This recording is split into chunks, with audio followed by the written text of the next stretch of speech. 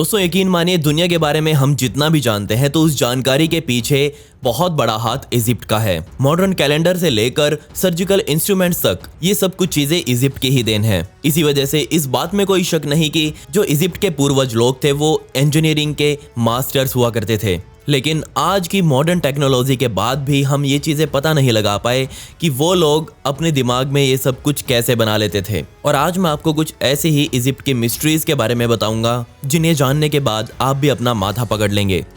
तो डाकला cancer cases. हमें लगता है कि कैंसर जैसी बीमारी बहुत ज़्यादा मॉडर्न है।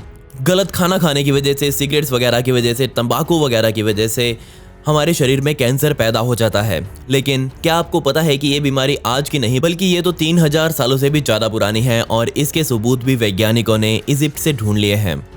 जी हाँ, डाकला ओएसिस में वैज्ञानिकों को कुल 1087 ऐसे मकबरे मिले हैं जिनकी जांच करने पर वैज्ञानिकों को उनके शरीर में खतरनाक जानलेवा कैंसर जैसी बीमारी पाई गई। इसमें एक नवजात बच्चे के शव में ल्यूकीमिया जैसी बीमारी और साथ ही इसमें एक 50 साल के आदमी के शरीर में रेक्टल कैंसर मौजूद था। इसके अलावा भी इनमें से कई व्यक्तियों के शरीर में अलग अलग तरह के कैंसर मौजूद थे और वैज्ञानिकों को पता चला कि ये सारे कैंसर्स इन लोगों के शरीर में ह्यूमन पैपिलोमा वायरस की वजह से आए हैं, जिसे हम HPV के नाम से भी जानते हैं।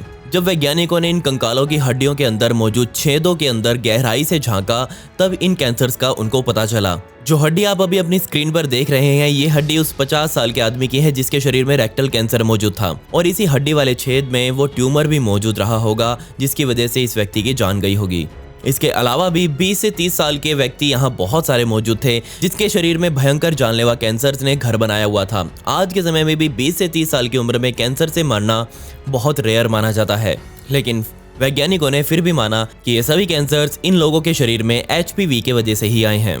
वैज्ञानिक इन सभी मकबरों में से कुछ ऐसे लोगों की लाशों को निकालने में लगे हुए हैं जो आपस में किसी तरह से रिश्तेदार हो या फिर परिवार वाले हों। लेकिन अभी तक वैज्ञानिकों को इनके अंदर कोई भी रिश्तेदारी वाला पार्ट नहीं मिला है। वो बस ये जानना चाहते हैं कि क्या ये HPV वायरस उनके शरीर में जेनेटिकली आया या फिर ये बाहर से कहीं उनके शरीर में आकर बैठ गया था। बेशक इस बात में कोई शक नहीं कि 3000 सालों पहले रहने वाले इजिप्ट के लोगों को कैंसर के बारे में कुछ पता नहीं होता था, लेकिन फिर भी उन्होंने त्वचा के ऊपर होने वाली गंभीर बीमारियों का इलाज करना शुरू कर दिया था। डाकला ओएसिस में मिले इन शवों को देखकर वैज्ञानिकों ने ये अनुमान लगाया कि वहां रहने वाले हर 1000 लोगों में से 5 लोग कैंसर का शिकार थे।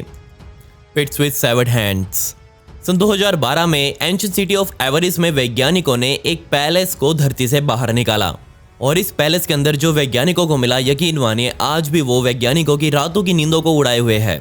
जी हाँ, इस पैलेस की गहराई में वैज्ञानिकों को 4 बड़े बड़े घड़े मिले और इन चारों घड़ों के अंदर 16 अलग अलग लोगों के राइट हैंड को काट काट कर भरा गया था। 2 घड़े इनमें से अलग जगह रखे हुए थे और 2 घड़े इनमें से पैलेस के पिछली साइड मिले। लेकिन यहाँ हैरानी वाली बात यह नहीं थी कि यहाँ हाथों के कंकाल मिले हैं, बल्कि मैं तो हैरान इस बात से हूँ कि इन हाथों का साइज बहुत अजीब रूप से बड़ा है।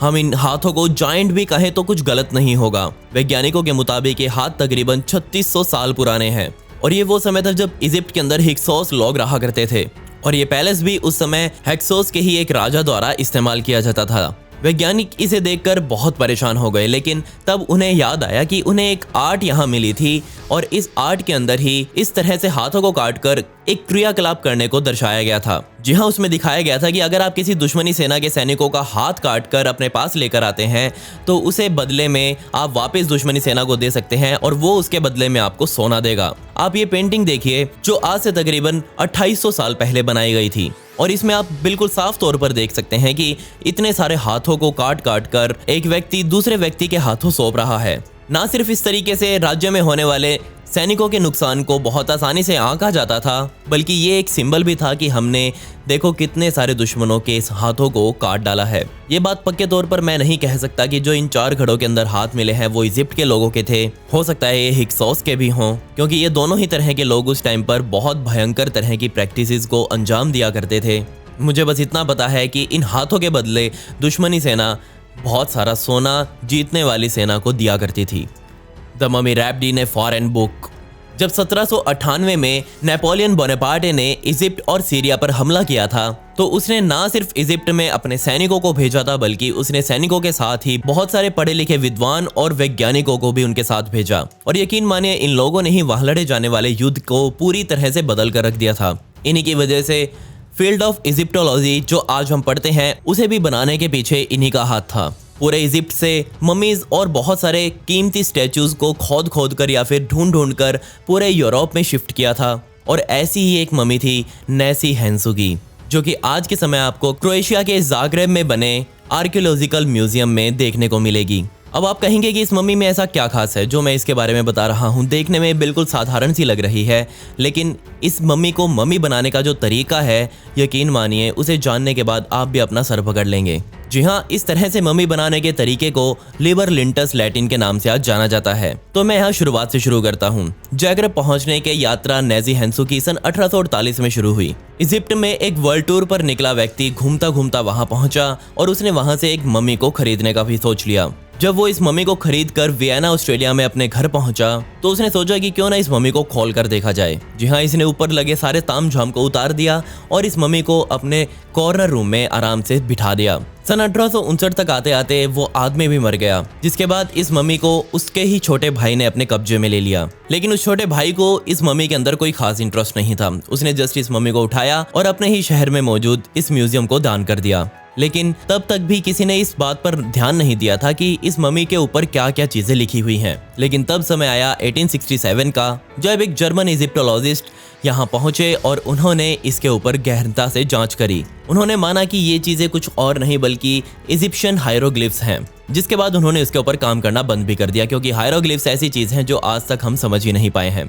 लेकिन फिर 10 साल और बीत गए जब फाइनली इस मम्मी के ऊपर लिखे टेक्स्ट की महत्वता का हमें पता चला। जब ब्रिटेन के 2 आर्कियोलॉजिस्ट यहाँ पहुंचे और उन्होंने इस मम्मी के ऊपर ध्यान से देखा तो उन्हें समझ आ गया कि ये चीजें हायरोग्लिफ नहीं है बल्कि कुछ और है। उन्होंने भी इसके ऊपर ध्यान देते हुए यही माना कि ये जो चीजें लिखी हुई हैं वो अरबी भाषा को इजिप्शियन भाषा में तब्दील करके जस्ट लिखी गई हैं। लेकिन वो यहाँ गलत थे। तब आया समय 1891 का, जब जैकब क्रॉल नाम के एक व्यक्ति द्वारा इस मम्मी के ऊपर अपनी जांच की गई। जब उन्होंने फाइनली दुनिया को ये बताया कि ये जो टेक्स्ट इस शरीर पर लिखे हुए हैं वो एट्रुस्कन है।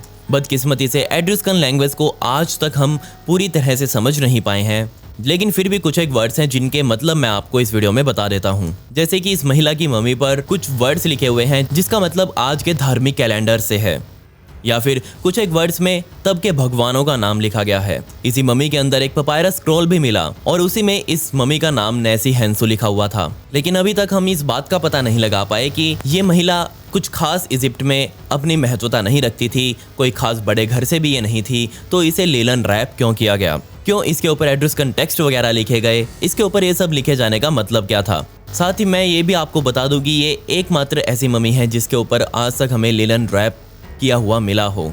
खैर, पिछली वीडियो का शाउट आउट निखिल और उनकी बहन भारती को and comment pick me to get a shout out in next video.